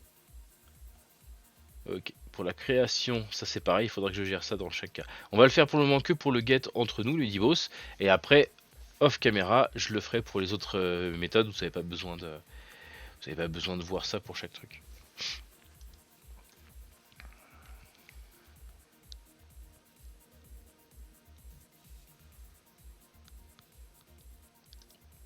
Je vais enlever le point d'arrêt. J'enlève tous les points d'arrêt, vous savez quoi? Voilà, il n'y en a plus. Ok. Et puis comme ça, on le verra en live. On le verra en live cette fois-ci. J'aimerais que quand je mets une adresse mail qui n'est pas la bonne, hein, une fausse, un login qui n'est pas le bon, j'aimerais qu'il m'affiche un message d'erreur à l'écran plutôt qu'une grosse stack dégueulasse, incompréhensible. Qu'est-ce qu'en pense Lady Boss? Ok, bah ça sera l'occasion. Tiens, on va se connecter avec le vrai compte. Là, normalement, ça devrait fonctionner. Donc, il passe dans le else du if, hein, vous vous rappelez. Ok, donc c'est bon, je suis connecté. Je me déconnecte. Ça me ramène à l'accueil. Voilà. Et cette fois-ci, je me connecte avec un login qui est pas le bon. Et normalement, là, cette fois, au lieu d'avoir une stack, voilà, je devrais avoir un beau message d'erreur. Ok, Lady Boss, voilà. Bah voilà, c'est là où je voulais en venir. Et c'est le même principe qui sera fait pour tous les autres appels à mon web service. Et pourquoi il faut le faire, ça? Parce que le web service, lui, il est là pour servir des données aux applications. Il est là pour, on lui fait une requête, il répond quelque chose. Le quelque chose, au niveau du web service, hein, il n'a pas à être adapté à l'application. Peut-être que là, j'utilise pour Collect, j'utilise une vue MVC, mais peut-être que pour une autre application, ce sera un WebView Android ou quelque chose comme ça. Donc la gestion d'erreur ne doit pas être faite au niveau du web service, mais elle doit être faite au niveau de l'application. D'accord? Niveau d'erreur, application. La gestion du message d'erreur et du code d'erreur. D'accord? Le web service, il retourne juste que c'est une 400. Il n'est pas d'accord, il veut pas. Il dit que ta requête, elle est pourrie. Il te met un message d'erreur. Et il te dit que c'est une erreur. Après, ce que tu fais avec l'erreur, c'est ton problème. D'accord? Voilà. Évidemment, en parallèle à ça, j'ai bien sûr, moi de mon côté, reçu toute une flopée de messages comme ça qui me précisent que le login n'est pas bon, etc., etc. Voilà. Ça, il n'y a pas besoin de le savoir dans Rehost. Il faut que l'administrateur le reçoive ou que le développeur le reçoive, mais pas l'application, on n'en a pas besoin. Ok, bah je pense qu'on est vraiment pas mal, hein. Là, on a bien avancé, c'est plutôt cool. Qu'est-ce qu'on pourrait vous montrer d'autre? Qu'est-ce que je pourrais vous montrer d'autre? Je pourrais vous montrer que je vais aller externaliser ça dans des variables pas de session, mais voilà, des settings. On va le faire tout de suite, parce qu'en plus c'est un truc qui est un petit peu spécifique dans ASP.NET Core. Vous allez le voir. On trouve, hein, les infos dont vous pouvez avoir besoin, on les trouvera. C'est quoi ça déjà? Ah oui, ok, ça c'est les. Ouais, ok, c'était les thèmes. On s'en fout, du coup c'est caduc. Ok, ok. Donc du coup maintenant, ce qu'on va aller faire, c'est qu'on va aller faire ça. Je vais aller modifier mon fichier de config de dev ici. Boum. Voilà.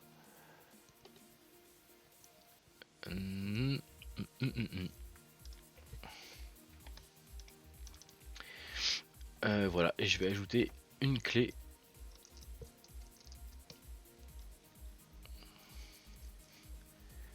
Voilà, je vais ajouter la clé qui va bien. Ah, vous savez quoi, je le ferai off caméra, ça je vais pas vous faire chier. Je vais pas vous faire chier avec ça. Tout ce qu'il faut savoir, c'est qu'en ASP.NET Core, donc pour accéder à mes fichiers d'application App Settings, là, il faut créer une classe qui va avec. Voilà. Et dans le startup de mon programme, alors je sais plus si c'est dans startup que je l'ai fait, parce que c'était à l'origine un projet en .NET 3.0, 3.2, et qui a été passé en 5 puis en 6. Donc du coup, c'était éclaté en deux fichiers. Le fichier que vous connaissez, la programme, et le fichier startup. Maintenant, c'est plus le cas, hein. Tout est dans le fichier programme.cs. D'ailleurs, on peut le voir sur le web service, hein. Le web service, il contient juste un programme.cs qui fait tout. Donc là ça pourrait être le cas aussi, mais j'ai pas réappliqué. Et du coup c'est dans la partie Startup CS qu'on trouvera la connexion à mes bases de données, et surtout qu'on trouvera ça. 8. Ces deux lignes-là vous permettent donc de mapper un fichier de config JSON à une classe de config dans l'application quelque part. Et c'est ce que j'ai fait ici. Donc j'ai une classe AppSettings.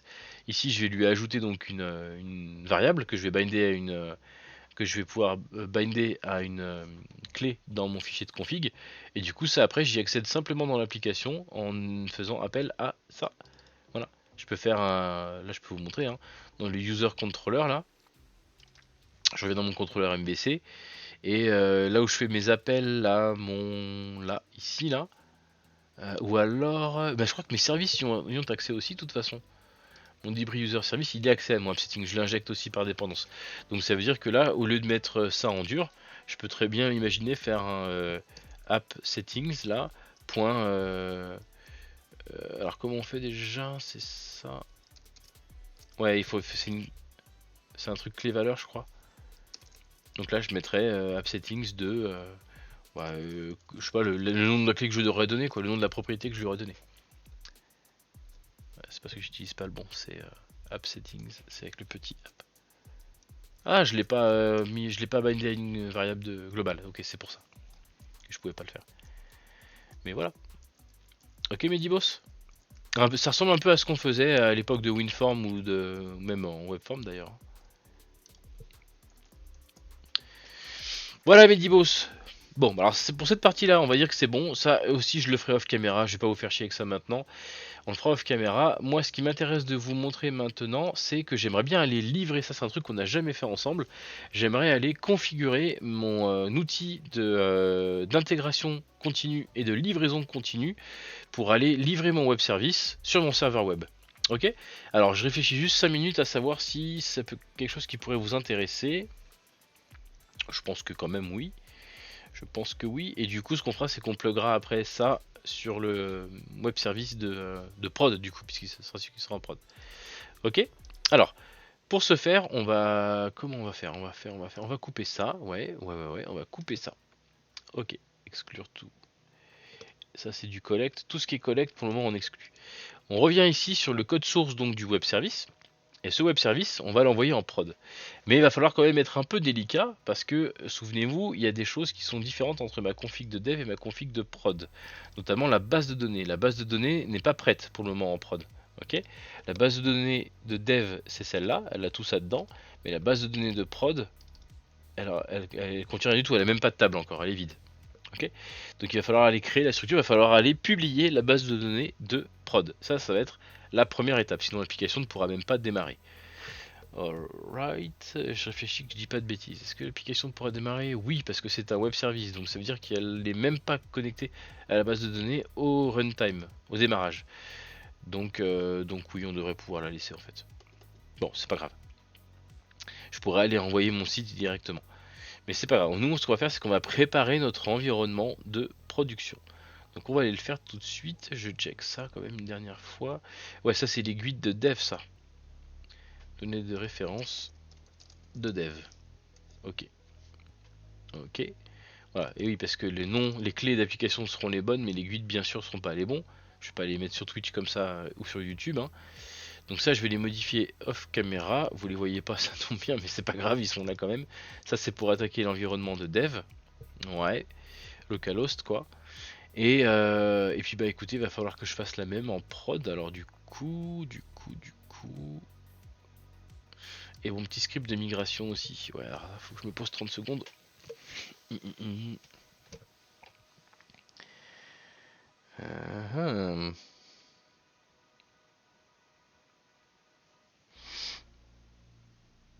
Est-ce que je le laisse comme ça?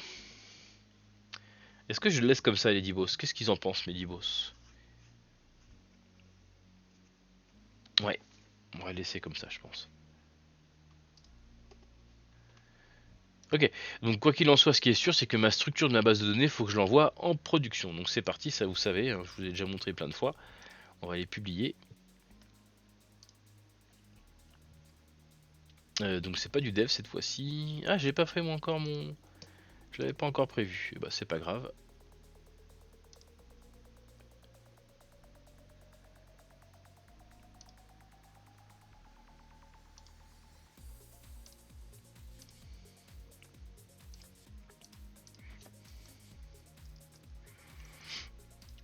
Boum, voilà, ça devrait être le cas maintenant. C'est parti. Il va me générer un joli script. Bien balèze là, parce qu'il y a quand même pas mal de choses à livrer. Alors oui, je sais, vous auriez tout à fait raison de me le pointer du doigt là, je sais. Normalement, ça, la gestion de la base de données, on est censé pouvoir le faire depuis Azure. Surtout que là, je suis pas en DB First, hein, puisque la base de données est vide. Donc j'aurais pu le déléguer à Azure. Mais j'ai encore jamais... Enfin, Azure à mon outil de livraison, quoi. Mais je l'ai encore jamais fait. C'est quelque chose de nouveau, je l'ai encore jamais fait ça. Et donc j'aurais voulu m'exercer un petit peu quand même avant de livrer ça. Donc là, je vais faire comme si c'était un projet DB First. Ce n'est pas le cas, mais je vais faire comme si. Ok. Donc il me crée toutes mes tables. Ouais, ça c'est bon. Ça c'est bon. Ok, toutes mes contraintes. Ok, on est pas mal. Clac, ça a marché. Ce qui veut dire que maintenant, si je vais dans ma base de prod, elle est vide bien sûr, mais elle devrait contenir des tables. Vides, évidemment. Voilà. Elles sont toutes là et je devrais avoir mes foreign keys en conséquence. Ok, bah ça c'est bien ça. Ça c'est top. Alors, clac, on se pose 30 secondes. Je vous rappelle que là, on vient de créer donc la structure de la base de données de prod du web service. Là, il va falloir qu'on rigole un petit peu moins parce que en production, ce web service, il va falloir qu'on se pose la question de d'où proviennent les données qui vont aller dedans. Ok. Est-ce que j'utilise les données de Rehost? Est-ce que je récupère mes comptes utilisateurs actuels Rehost pour les injecter dedans? Je vous rappelle que la dev, on s'est basé sur Collect uniquement. On avait dit que le but, c'était de faire fonctionner Collect avec les comptes d'Ibri. Voilà. Le problème, c'est que les comptes d'Ibri de prod, en fait, c'est les comptes Rehost, hein, parce qu'il n'y a que ceux-là qui existent. Et j'ai fait le point, j'ai contacté les deux utilisateurs de Collect. Eux, ils ne souhaitent pas garder leur compte. Ils peuvent très bien utiliser le compte Rehost ou sinon ils recréeront un compte pour l'occasion. Donc du coup, en prod, on va pas utiliser le même système qu'on a fait en dev. Il va falloir qu'on le fasse à la main. Il va falloir qu'on le fasse depuis Rehost. Donc ça veut dire que je pourrais prendre le script de la dernière fois là. Non, ça c'est les guides, on a dit. De toute façon, oui, celui-là il va falloir le jouer, c'est sûr. Il va falloir que je peuple ici avec des guides des nouveaux guides frais pour ça. Par contre, les thèmes ici, là, il les récupère. Ah oui, non, d'abord, il faut que j'injecte les users. Ok, et ensuite, les thèmes, il les éclate. D'accord. Donc, la première étape, c'est d'injecter les users qui proviennent de Rehost. Ah, je crois que c'est ça. Hein. Pas sûr du tout.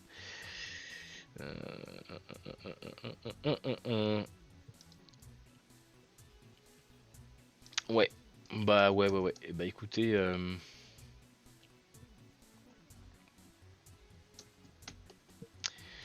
Et bah écoutez, vu que là je vais commencer à toucher des données utilisateurs, ça aussi, malheureusement, je vais devoir le faire off caméra Medibos. Vous pourrez pas voir parce que là je vais aller récupérer des données des utilisateurs, donc c'est-à-dire que je vais afficher des vraies données de prod. Donc ça, je le ferai moi tout seul dans mon coin. Donc ça veut dire que je peux quand même, maintenant que j'ai fait ma base de données, je peux quand même livrer l'application dans Azure. Eh oui, absolument. On va faire ça. On va faire ça les dibos. J'avais déjà commencé le travail, hein. C'était pas encore prêt, il n'y avait pas de release comme vous pouvez le constater. Hop, mes releases, elles sont là. New release pipeline, je vais pas donner de nom, c'est pas bien grave. Comment j'ai fait pour mes autres projets? La release de collect, je l'ai appelé comme ça.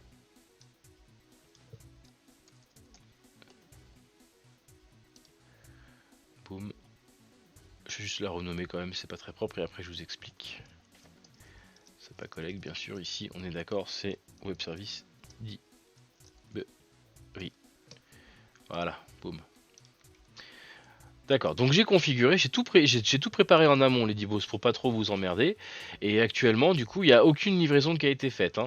C'est-à-dire que si je vais voir ici au niveau de mon pipeline, vous allez voir que LibriWS, lui, il build, il n'y a pas de souci. Hein, il s'est fait il y a une petite. Ça s'est fait il y a une heure, hein, quand on était en train de bosser dessus, la création, le update. Donc c'est-à-dire que le code qui est ici, enfin, je l'ai fermé, mais le code qui est là, lui, je sais qu'il compile, il n'y a pas de souci. Ouais, ça on s'en fout, c'est pas grave. Moi on s'en fout, c'est pas grave. Le code qui est ici, lui je sais qu'il compile et je sais qu'il est prêt à partir il y a un binaire qui est prêt quelque part dans le cloud. Ok? Moi, ce que j'aimerais bien maintenant, ce serait que j'aimerais bien les livrer le site, hein, tout simplement. Je vais me connecter à mon serveur web et je vais vous montrer ça. Pour le moment, il n'existe pas encore. RoyalTS, je vous conseille les gars, c'est une formidable application pour Windows en tout cas. Il y a une version Android, mais bon, moi je m'en sers pas plus que ça. C'est une application qui va vous permettre de vous connecter à tout votre infra, tous vos ordinateurs, vos machins, vos trucs à la maison, en RDP, en SSH, etc., etc. Marche très bien. Il y a une version free qui vous limite à 10 items, et sinon la licence gratuite, la licence de base, elle doit être à 30 euros, un truc comme ça. Et elle est lifetime pour une version donnée, ok. Là j'ai RoyalTS 6, du coup ma licence elle ne couvre que les versions 6. Le jour où RoyalTS 7 sortira, il faudra que je rack. Mais bon, voilà, donc nous ce qui nous intéresse c'est de se connecter au serveur web. Ok. Et on va constater que sur le serveur web, alors du coup ce qu'on va faire c'est que je vais changer le thème du stream.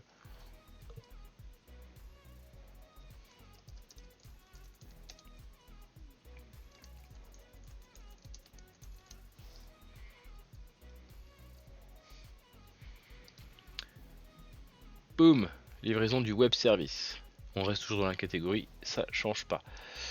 Parfait Medibos, donc là on y vient, vous voyez, je vais aller dans ma partie application, dans mes sites, et vous allez remarquer qu'ici il n'y a pas le dossier WS, ça c'est mes applications à moi, il n'y a, pas il y a pas le fameux web service, il n'existe pas encore. Il s'appellera Dibri WS.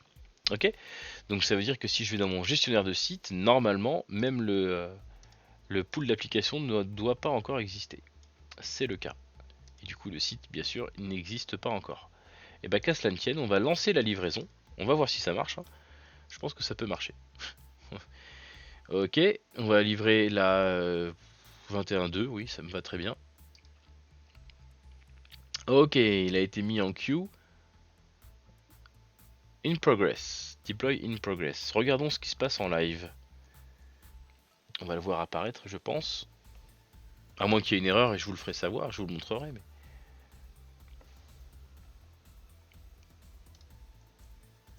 déjà, je vois qu'il y a le pool d'applications qui a été créé. Le site a été créé, il est encore éteint à l'heure actuelle. L'application est en cours de déploiement. Ouais, c'est ça, tout est là. Ça, c'est mes DLL à moi. Ok. Et boum, c'est livré en prod. Alors, c'est pas magique, franchement, le Dibos, ça se fait vraiment tout seul, c'est formidable. Donc ça veut dire qu'à partir de... ah, par contre, non, la seule chose qu'il a pas pu faire, et ça c'est normal, je lui ai demandé de me laisser faire ça moi-même, il n'a pas encore créé le point de... comment on appelle ça déjà en français? Il m'a pas créé le... il a pas mappé le site à une URL, ok? Donc ça veut dire qu'il y a deux choses à faire. Ici, je fonctionne derrière un... ouais, je vais faire ça par étapes. Pour le moment, comme il m'a pas créé de point d'accès, j'ai aucun moyen de lancer mon site. Si je vais sur mon site, déjà vous avez dû remarquer qu'il est à l'arrêt. Ok. Ouh, c'est pas bon signe ça. Est-ce que c'est juste parce qu'il a pas de liaison? Ouais, bon on va en créer une, hein, c'est pas bien grave. Alors les liaisons c'est quoi? Je mets un port à la con. Ouais c'est ça. Arrêtez aucun, d'accord. Donc là on va créer une liaison. On va le mettre en local. On va le mettre en 8087, hein, c'est la suite logique. 8087, et du coup on le met sur localhost. Je sais plus si on met localhost ou si on met rien. Comment je faisais pour les anciens. On met rien, on met juste une IP. Enfin une IP, un port. Pas en 443 d'ailleurs les DBoss. Là ce que je fais, ça devient un petit peu de l'infra, je rentre pas dans les détails. Je suis en train d'installer un site sur mon serveur web. Et du coup ce site en l'occurrence c'est le web service qu'on a développé ensemble. Et je suis en train de l'installer.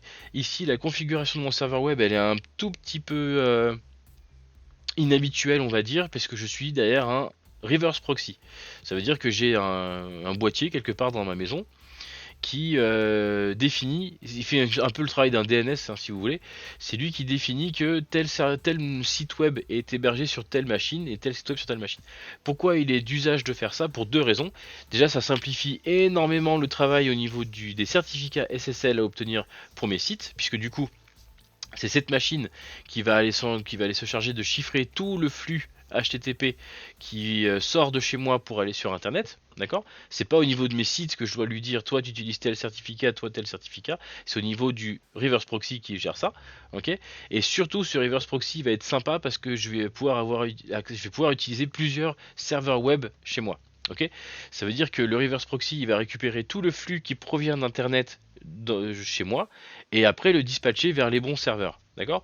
Alors que si j'avais pas de reverse proxy, je serais obligé d'héberger tous mes sites web sur le même serveur, puisque c'est lui qui recevrait le flux internet et qui le ressortirait. Vu Medibos, ça peut très bien se faire sous Windows Server, ça peut très bien se faire sous Linux. Moi ici j'ai choisi d'utiliser mon NAS Synology. On verra après comment on se connecte et comment on rajoute une règle du coup à ce reverse proxy pour ouvrir donc au monde l'application qu'on est en train d'écrire.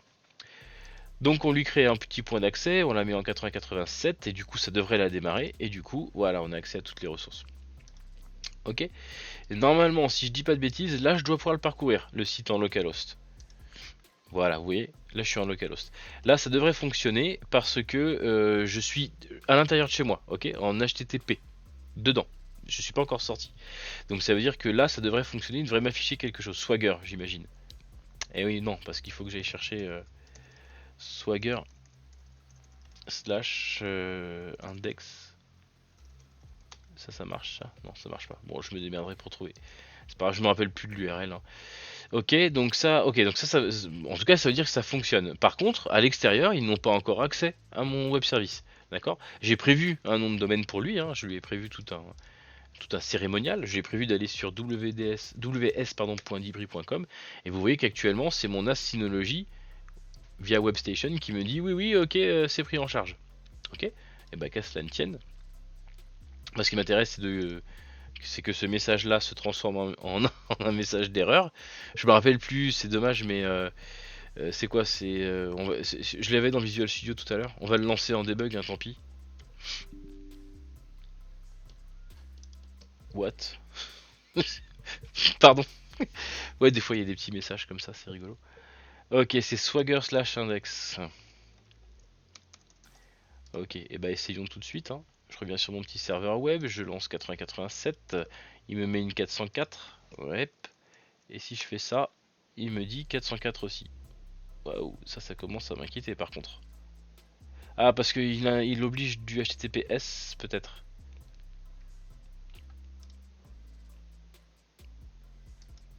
Ah ouais, ou alors c'est pas un site de JS alors qu'il faut faire pour ce. Ok, ok.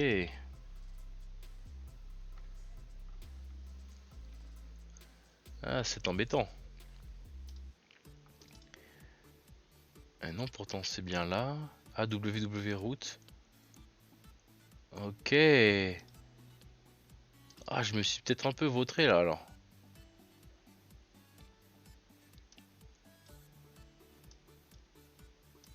Ah non, ou alors on peut pas avoir le swagger. Hein. Mais si on doit l'avoir le swagger. Voilà, Swashbuckle, il est là normalement. Bon, vous savez quoi, c'est pas grave. On va aller. On sait qu'il est livré, le site est livré, et je sais aussi que normalement, en tout cas en dev, l'URL c'est ça. Ça fait quoi d'ailleurs ça? Ouais, ça nous renseigne là-dessus. D'accord. Et si je tape ça sur la prod en direct là, est-ce que ça marche ça? Il veut rien savoir. Hein. Il n'est pas démarré mon site là. Bon, c'est pas grave, on verra ça après. Ok, donc il y a deux choses. Donc maintenant il faut que j'aille. Bon, en admettant que ça fonctionne, là ce n'est pas le cas, c'est un peu dommage, mais. Ah, faut peut-être que je me renseigne un petit peu sur comment ça marche, ça, dis donc. 404, état de connexion. C'est peut-être pas un site. Moi je l'ai considéré comme un site de JS classique, mais c'est peut-être pas le cas, hein, vu que c'est un web service. Ouais, vous voyez, mes connaissances ont des limites largement hein, en matière de hosting, mais bon, écoutez, vous savez quoi, on va essayer d'ouvrir ce fichier là, alors c'est pas grave. Boum, boum. Si je fais ça.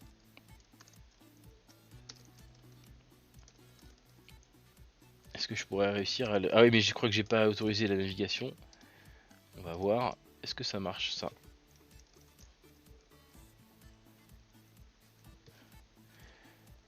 s'il le considère comme un site.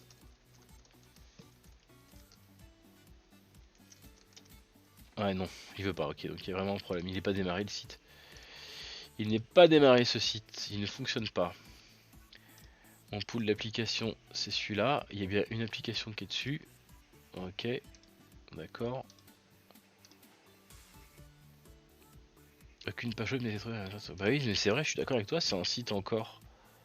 Bon, je regarderai ça plus tard, c'est pas grave. Ce qui m'intéresse, moi, du coup, alors bon, c'est pas, ça va pas être très parlant parce que le but c'est d'afficher une page d'erreur. Donc je suis désolé, je sais que c'est pas très intéressant, mais vous avez vu actuellement en prod entre guillemets, hein, en production, actuellement quand je tape cette adresse là, ok, ça aboutit sur mon NAS Synology. D'accord. Donc ce qu'on va aller faire, c'est qu'on va aller configurer tout de suite. Je vais mettre sur cet écran là. Voilà, comme ça vous voyez quand même pas mon login, c'est quand même un peu mieux. Ok, voilà. Je vous mets le bon écran tout de suite, hein, pas d'inquiétude. Oh putain. Je cherche mon portail d'application, accès externe. Ça change tous les 4 matins, c'est d'un chiant. Je cherche. Hein. Portail de connexion, je crois. Application. Avancé. Proxy inversé. Ouais, c'est ça. On y est. Voilà. Donc Mediboss, ce que je suis en train de vous expliquer, c'est que mon reverse proxy pour le moment il sait qu'il y a un site qui existe quelque part en France, puisque c'est dans le monde, puisque c'est un .com, qui s'appelle www.dibri.com et qui amène donc chez moi, sur mon adresse IP à moi, et donc c'est catché par mon serveur de reverse proxy qui dit ok, mais je suis d'accord, ok mec, c'est bien, mais pour le moment personne s'en sert de cette adresse là. Effectivement, quand je vais dans la configuration de mon reverse proxy, effectivement, j'ai tous mes sites qui sont renseignés, mais j'ai pas encore le nouveau. Donc c'est parti, on y va. Donc la source, le nom du proxy inversé, ça sera Dibri. Ça on s'en fout, c'est du texte. Ok, on sait que les appels qu'on veut de l'extérieur, ils seront en quelque chose de la forme tac, tac, tac, sur le 443, bien sûr. Ok, ça on va l'activer, comme ça il le fait automatiquement. Il me redirige automatiquement les appels HTTP vers des HTTPS, et donc il renvoie en destination vers localhost, c'est-à-dire mon serveur web, sans le HTTPS cette fois. Pourquoi? Parce que je suis à l'intérieur de mes murs. 8087. Ah oui, c'est pas comme ça. Ça c'est l'URL et ça c'est 8087. Et bah alors. Oui, si je précise d'abord le protocole, j'ai pas besoin de le faire deux fois. Ok. Normalement ici, il me l'a rajouté ma ligne. Voilà. Ok. Et donc maintenant, qu'est-ce qui va se passer ici? Pouf. Voilà mes 10 boss. Ok, c'est normal. Alors qu'on ait le message d'erreur là, c'est tout à fait normal. Rappelez-vous, là maintenant, il m'a correctement plugué cette adresse là d'internet là. Il l'a correctement plugué sur mon web service qui est sur mon serveur web. D'accord. En l'occurrence, comme le web service ne fonctionne pas correctement, bah du coup ça me met ce message là. D'accord. Et si par exemple je l'arrête le site, touc, voilà, là maintenant je devrais avoir quelque chose de différent. Voilà, il va tourner dans le vide et au bout d'un moment il va me dire time out. Et oui, parce qu'il n'y a aucun serveur qui répond à ws.dibri.com. Ok, bon, c'était juste un petit topo rapide pour vous montrer la livraison d'un site en ASP.NET depuis le Azure DevOps là jusqu'au serveur web. Là, si je l'avais fait avec un vrai site, ça aurait fonctionné, on aurait vu l'adresse du site. D'accord? De même que quand je tape collect.dibri.com, je passe par mon reverse proxy qui va qui va ici et qui va taper en local ça. Vous l'avez déjà vu tout à l'heure. Ok les Dibos. Alors là ça marche pas, je sais pas pourquoi, je pense que c'est parce que comme c'est un web service en web API, un web API là, en Open API machin, avec Swagger en gros, je pense qu'il doit y avoir une syntaxe différente il doit y avoir une syntaxe, il manque peut-être un module dans 2IS pour pouvoir gérer les sites faits avec Swagger. Je vais le redémarrer. Je vais corriger ça bien sûr off caméra, je vais pas vous imposer ça pendant des heures et des heures. Tic, et maintenant si je fais ça, j'ai bien mon message d'erreur. 404, d'accord. Ok Medibos, voilà, je vais pas vous retenir la jambe plus longtemps. Je vais déjà vous remercier beaucoup de m'avoir suivi jusque là. Et puis on se revoit très bientôt. On se revoit ce soir pour du gaming, c'est sûr cette fois. Peut-être du Ark, peut-être du Minecraft, peut-être du rétro. Tiens, un peu de rétro, ça serait sympa. Je viens de vous libérer, je viens de vous uploader une vidéo sur Far Cry que j'ai adoré, sorti en 2004. Donc peut-être que ce soir on jouera à Far Cry. Ce serait bien de faire un peu ça, je pense, de streamer un petit peu en live le jeu que j'ai rétro découverte pour vous. Voilà les D-Boss, je vous embête pas plus longtemps avec mes conneries de dev. Passez une bonne après-midi, n'oubliez pas du coup de passer une super journée. Il fait moins chaud donc il y a moins besoin de clim, mais hydratez-vous, ça reste important les D-Boss, le mec qui part complètement en couille. Je corrige tous ces petits soucis et demain on en reparle pour la prochaine pause dev qui sera donc demain, midi 14. Bisous bisous les D-Boss, ciao ciao.